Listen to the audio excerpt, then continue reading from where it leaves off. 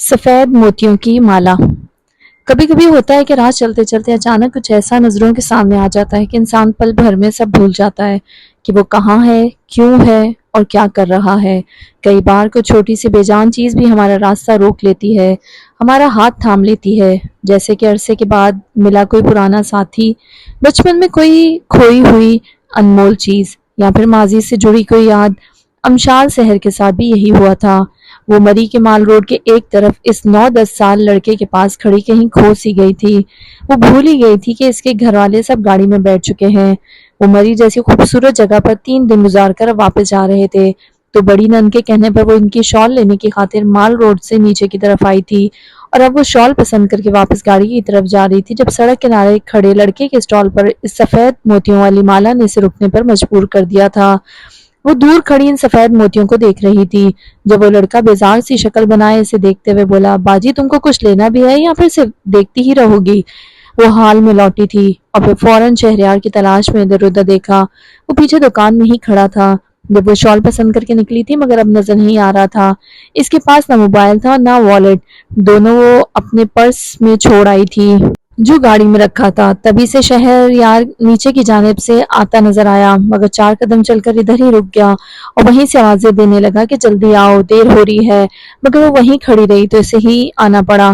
اب یہاں کیوں کھڑی ہو؟ ہم نے پہلے ہی اتنی دیر کر دی ہے، صبح صبح نکل جانا چاہیے تھا۔ شہری مجھے یہ مالا لینی ہے۔ اور شہریار نے حیرت سے اسے دیکھا جو سڑک کنارے لگے اسٹال سے مالا لینے کی بات کر رہی تھی۔ تم پاگل تو نہیں ہو؟ کیا کرو گی یہ بیکار چیزیں لے کر؟ شہری پلیز مجھے صرف یہ سفید موتیوں والی مالا لے دو، میرا والیٹ گاڑی میں پڑا ہے ورنہ میں اب تک لے چکی ہوتی۔ پتہ ہے امشال، کبھی کبھی تم بالکل پاگلوں والی حرکت اور بات کرتی ہو۔ وہ جیسے ہار گیا اور والیٹ نکالتے ہوئے اس لڑکے کو مالا اتارنے کو کہا۔ وہ کچھ دوسری مالا اتار کر دکھا رہا تھا جب وہ بولی، یہ سفید موتیوں والی دو۔ شہریار نے جب قیمت پوچھی تو وہ چلاک سا لڑکا مالا ہاتھ میں لیے بولا، صرف 1000 روپے۔ شہریار کا تو حیرت سے منہ کھل گیا۔ خان پاگل تو نہیں ہو؟ یہ کیا خود سمندر سے نکال کر مالا بنائی ہے؟ 100 روپے بھی اس کے زیادہ ہیں، رکھو اپنے پاس ہی۔ مگر شہری مجھے یہ ہر حال میں لینی ہے، تم دے دو نا، میں گاڑی میں جا کے دے دوں گی۔ لڑکے کو لگا کہ وہ ہر حال میں لے کر جائے گی اور ایسا ہی ہوتا جو اس کے پاس پیسے ہوتے ہیں، مگر شہریار اس کا ہاتھ تھام کر وہاں سے چل ہی پڑا جب پیچھے سے وہ لڑکا آوازیں دیتا رہا، اچھا 500 دے دو، چلو 200 میں لے لو۔ شہری نے رک کر صرف اتنا کہا، اب مفت میں بھی دو تب بھی ہم نہیں لیتے۔ وہ اس کے ساتھ بے حس سی پیچھے چلتی جا رہی تھی، اسے لگ رہا تھا کچھ بہت خاص پیچھے رہ گیا ہے، کچھ بہت انمول ہاتھ بھر کی دوری سے پھر اس کے ہاتھوں سے کھو گیا ہے۔ ارے یہ لڑکے بڑے تیز ہوتے ہیں، وہ بیکار چیز تم تو 1000 میں لے لیتی جو میں نہ روکتا۔ پیسے بڑی مشکل سے کمائے جاتے ہیں، یوں بیکار خرچ نہیں کرتے۔ اور امشال سحر کی آنکھوں میں جلن ہونے لگی۔ صرف 7 برس پہلے جب ایک شام خالہ نسرین اس کے لیے اپنے بیٹے کا رشتہ لے کر آئی تھیں، اسے تو جیسے آگ ہی لگ گئی تھی۔ اس کا بس نہیں چل رہا تھا کہ وہ خالہ کو ہی سنا ڈالے، مگر وہ ایسا نہیں کر سکتی تھی کیونکہ خالہ بھی اسے امی کی طرح پیار کرتی تھیں۔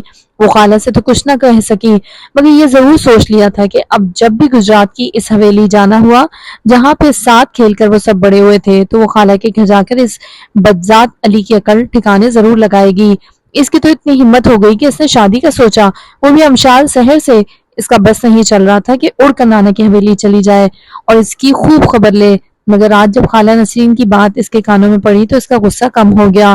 خالہ امی سے کہہ رہی تھی، یہ تو ہماری بچی کی مرضی پر ہی بات آگے جانی ہے، تم بھائی صاحب سے پہلے اس سے پوچھنا، یہ تو میری آرزو تھی، میں نے سوچا کہ گھر کی بات ہے، میرے علی کو تو خبر ہی نہیں ہے کہ میں اس کے لیے آئی ہوں، اگر امشال کی مرضی نہ ہوئی تو یہ بات ہم دونوں ادھر ہی دفن کر دیں گے۔ دروازے کے باہر کھڑی وہ سوچ رہی تھی کہ بات تو دفن ہو چکی ہے خالہ، اب تو صرف مٹی ہی ڈالنا باقی ہے۔ اس نے پہلا کام گجرات سلمہ کو کال کرنے کا کیا تھا اور ساری کتھا سنا ڈالی تھی۔ دوسرے ہی دن اس کی کزن اور دوست سلمہ بھی چلے آئیں، ممانی اور ماموں بھی ساتھ تھے۔ انہوں نے بڑی محبت سے امشال کا رشتہ مانگا تھا۔ امشال کی خوشی دیکھتے ہوئے کچھ پوچھنے کی ضرورت ہی نہ رہی، خالہ بھی اسے بچپن سے جانتی تھی اور اس کا لہجہ بھی خوب سمجھتی ہیں، اس لیے چپ چاپ ایک طرف ہو گئیں۔ بیٹے کی خواہش پر آئی تھی، مگر یہاں آ کر انہوں نے محسوس کر لیا تھا کہ ان سے غلطی ہوئی۔ بیٹے کی خواہش کو اپنی آرزو بنا ڈالا، مگر بیٹے کی خواہش ادھوری رہ گئی تھی۔ وہ وجہ جاننا چاہتی تھی اور وجہ دوسرے روز ہی ان کو مل گئی جب اپنے بھائی اور بھابھی کو اتنے پھل اور مٹھائی کے ساتھ آتے دیکھا۔ اسی شام رشتہ بھی پکا ہو گیا تھا جب امی نے اس کے سامنے علی اور شہری کا نام رکھا اور بتایا، باجی کی بڑی خواہش ہے اور اب تمہارے ماموں بھی اسی وجہ سے آئے ہیں۔ میرے لیے تو دونوں برابر ہیں، مگر میرے پاس بیٹی ایک ہی ہے تو فیصلہ بھی میں نے تم پر چھوڑا ہے۔ مجھے تو دونوں بچے عزیز ہیں، پر کسی ایک کو تو نہ کرنی ہے۔ وہ تو فیصلہ بہت پہلے کر چکی تھی۔ کہاں شہری اور کہاں وہ علی، جس نے ابا کی دکان پر ہی بیٹھنا تھا اور ساری زندگی وہیں گزارنی تھی اس چھوٹے سے گھر میں، اور کہاں شہری اتنی بڑی حویلی کا اکیلا مالک، مگر پھر بھی کہتا تھا کہ شہر میں اپنے لیے خوبصورت سا گھر بناؤں گا، جس کے بڑے بڑے خواب تھے، جو خود اپنے زور بازو پہ کچھ کرنا چاہتا تھا، اور اسی لیے وہ دبئی گیا تھا۔ ان دونوں میں فیصلہ کرنا کچھ مشکل تھوڑی تھا۔ پھر اس نے کئی بار شہری کی آنکھوں میں اپنی تصویر دیکھی تھی۔ پھر کیا مقابلہ تھا شہری اور علی کا، جو اگر وہ سامنے بھی جاتی تو فوراً نظریں کیا سر بھی جھکا لیتا تھا۔ عجیب بات تھی، اس کے پاس سب کچھ تھا، بہت اچھا، بہت بڑا خوبصورت گھر، گاڑی، پیسہ، وہ سب کچھ جو اس کی آرزو تھی، مگر اب اس کی خواہش بڑی عجیب اور انوکھی ہو چکی تھی، جو پیسے سے پوری نہیں ہو پا رہی تھی، اور شہری اس کی ایسی باتوں کو ہنسی میں اڑا دیتا تھا۔ تم پاگل ہو، اس کے جانے میں صرف 11 روز باقی تھے، جب ایک دن امشال نے کہا، میرا جی چاہتا ہے ہم گجرات والی حویلی جائیں، باہر بڑے صحن میں بیٹھے اور ہمارے سامنے اپنے باغ کے مالٹے پرات میں کاٹ کر رکھے ہوں اور ہم سب کالا نمک چھڑک کر کھا رہے ہوں۔ تب بھی وہ مسکرایا اور اسے پاگل کہتا ہوا باہر نکل گیا، مگر اس بار وہ سوچ چکی تھی کہ اس نے حویلی میں باہر صحن میں بیٹھ کر باغ کے مالٹے ضرور کھانے ہیں، اس لیے اس نے مہروش کو آگے کیا، پاپا مجھے دادو کے بڑے گھر جانا ہے۔ وہ فوراً مان گیا۔ یوں آج وہ گجرات کے سفر پر تھے، ممانی بھی ساتھ آئی تھیں، ان کو بھی حویلی عزیز تھی، مگر شہریار کی ضد کی وجہ سے حویلی کو چھوڑنا پڑا، کیونکہ ماموں کے بعد وہ سب اپنی مرضی سے کرتا تھا۔ حویلی آئے تو حیرت ہوئی، اسے علم نہ تھا کہ کچھ عرصے سے خالہ ادھر ہی رہ رہی ہیں، کیونکہ وہ اپنے گھر کے نئے سرے سے تزئین و آرائش کروا رہے تھے۔ اسے دکھ ہوا کہ اتنا عرصہ بیت گیا، اس نے اس حویلی کا رخ ہی نہ کیا، جبکہ نانا نانی کے بعد وہاں اس کی خالہ کا گھر بھی تھا، مگر نہ جانے کیوں شہریار سے شادی کے بعد اسے کچھ عرصے کے لیے سب کچھ بھول ہی گیا تھا، مگر آج جیسے حویلی میں قدم رکھا تو بچپن کی ایک ایک بات، ایک ایک یاد ہاتھ تھامنے کو بے چین کھڑی تھی۔ خالہ اتنے پیار سے ملی، کھانا بھی سب اس کی پسند کا بنایا، اسے حیرت ہوئی کہ خالہ کو اس کی پسند ابھی تک یاد تھی۔ رات کے لیے بھی خالہ اس کے اور شہری کی پسند سے بنانا چاہتی تھی۔ مہروش کیا شوق سے کھاتی ہے، خالہ میز کو تو رہنے ہی دیں، وہ باہر کے کھانے شوق سے کھاتی ہے، یا پھر پیزا برگر کھا لیتی ہے، چلو کل باہر سے لے آئے گا علی، آج پھر گھر کا کھانا ہی کھانا پڑے گا اسے۔ اور علی کے نام پہ سے یاد آیا کہ وہ ابھی تک نظر نہیں آیا۔ خالہ امی علی کہاں ہے، ابھی تک ملاقات نہیں ہوئی، وہ بیچارہ بھی کیا کرے، اسے ٹائم ہی نہیں ملتا، کبھی کبھی تو آدھی رات ہو جاتی ہے اسے گھر آتے آتے۔ صبح پہلے ٹائم اپنے ابا کے ساتھ دکان کو دیکھتا ہے، پھر اپنی بیکری کو دیکھنا، اور گھر بھی چکر لگانا پڑتا ہے کہ مزدور کام ٹھیک سے کر بھی رہے ہیں یا نہیں۔ خیر میں نے فون کر دیا تھا، کہہ رہا تھا کہ جلدی آ جاؤں گا۔ خالہ امی اٹھ کر ممانی کی طرف چل دی اور وہ اٹھ کر باہر نکل آئی، جہاں پہ مہروش کھیل رہی تھی، ساتھ ہی پیپل کے بڑے سے درخت پر وہ جھولا بھی موجود تھا، جو ہر وقت آباد رہا کرتا تھا، بچوں کا رش لگا رہتا تھا۔ مہروش جھولے پر آؤ نا۔ نہیں ماما مجھے ایسے جھولے سے ڈر لگتا ہے، گر جاؤں گی، اسے مہروش کو کہا تھا۔ وہ اپنا بچپن تلاش کر رہی تھی، مگر مہروش نے انکار کر دیا، تو یوں ہی جھولے کے پاس کافی دیر کھڑی رہی۔ شہری تو جب سے آیا تھا اپنے کمرے سے ہی نہیں نکلا تھا، نہ جانے کیا کر رہا تھا، اسے بے خیالی سی تھی کہ سامنے سے آتے اس شخص کو دیکھ ہی نہ سکی۔ جب قریب آ کے اس نے سلام کیا تو جیسے ہوش میں آئی، سامنے کھڑا وہ شخص تو بالکل ہی بدل گیا تھا، یہ تو اس علی سے بہت مختلف تھا جس کو وہ جانتی تھی۔ کیسی ہو، شہریار بھی آیا ہے، وہ پوچھ رہا تھا، جبکہ امشال ابھی تک حیران تھی۔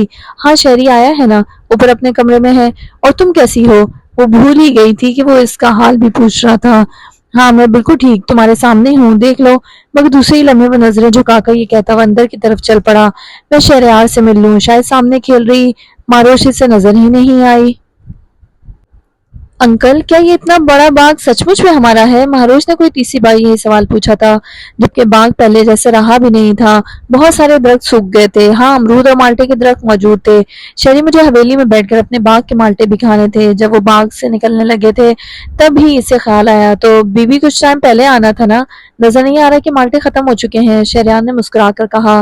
امشال نے بے اختیار درختوں کی طرف دیکھا جو سچ مچ خالی ہی تھے، کسی کسی پر ایک دو مالٹے نظر آ رہے تھے، وہ سامنے دیکھو 4 مالٹے لگے ہیں، دور ہیں، شاید اسی لیے بچوں سے بچ گئے، یا پھر ان پر میرا نام لکھا تھا۔ پاگل ہو کیا، اتنی اونچی جگہ پہ لگے ہیں، پھر اوپر سے مالٹے کے کانٹے یہاں پہ لگتے ہیں، 3 روز درد نہیں جاتا، اس لیے مجھے معاف کرو، بازار سے آ جائیں گے مالٹے، تم حویلی میں بیٹھ کے کھا لینا۔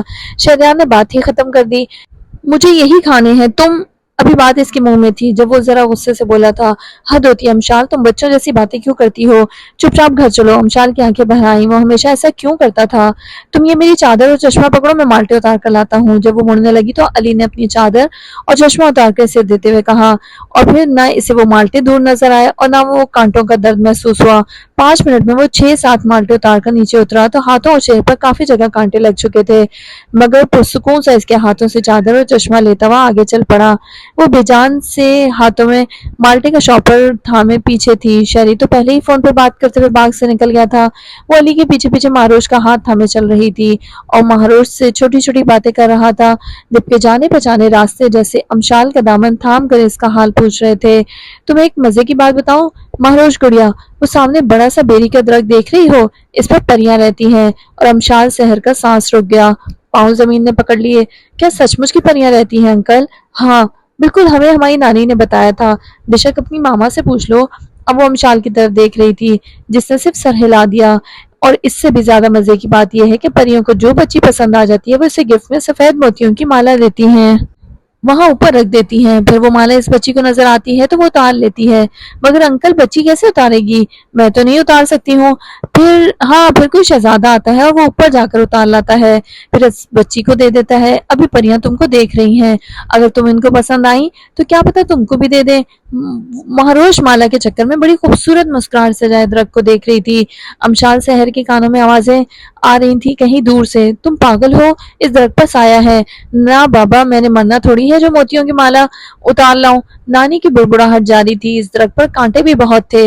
मिशी तुम दूध की बाल्टी पकड़ो, मैं उतार कर लाता हूँ। और 2 मिनट बाद वो सफेद मोतियों की माला इसके हाथों में थी, जिसको बल देकर गले में डाला तो खुद को सच में रानी समझी थी। मगर रात को ही नानी अम्मा ने इसके सोने के बाद वो माला गायब कर दी और सुबह कहा कि परियां ले गई।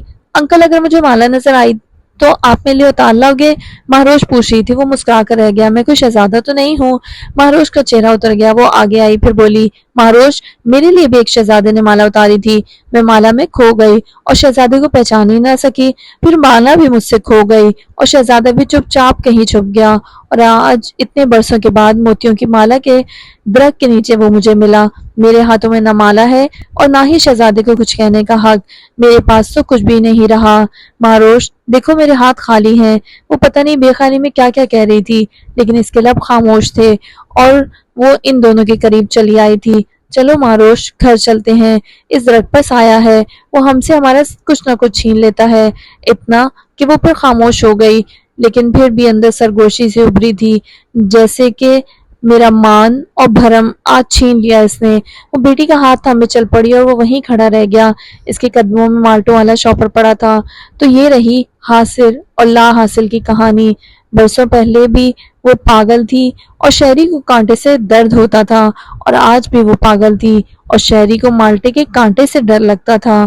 तब भी इसने माला उतार कर दी थी और आज माल्टे भी इसे मुड़कर देखा।